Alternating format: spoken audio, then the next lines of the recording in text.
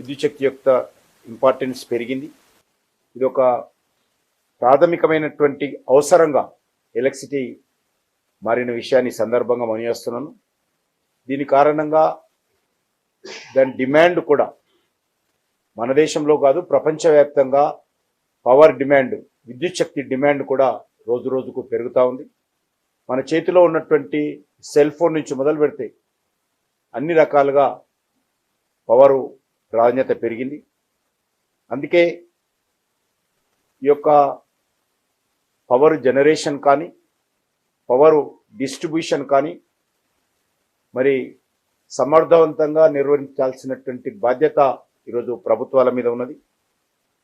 గత 11 సంవత్సరాలుగా నరేంద్ర మోడీ గారి ప్రభుత్వము దీనిపైన దృష్టిని పెట్టి విద్యుత్ ఉత్పత్తి పైన, విద్యుత్ సరఫరా పైన కేంద్ర ప్రభుత్వము తన బాధ్యతను సమర్థవంతంగా నిర్వహిస్తూ ఉంది.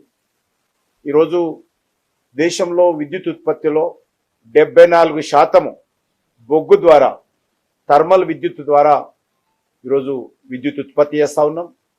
ఇది దేశంలో డిమాండ్ ఎంతకు పెరిగినప్పటికీ కూడా మా మినిస్ట్రీ తరఫున బొగ్గును ఉత్పత్తి చేసి ఆయా థర్మల్ విద్యుత్ ఉత్పత్తి చేసేటువంటి పరిశ్రమలకు అందించడానికి మేము సిద్ధంగా ఉన్నాం.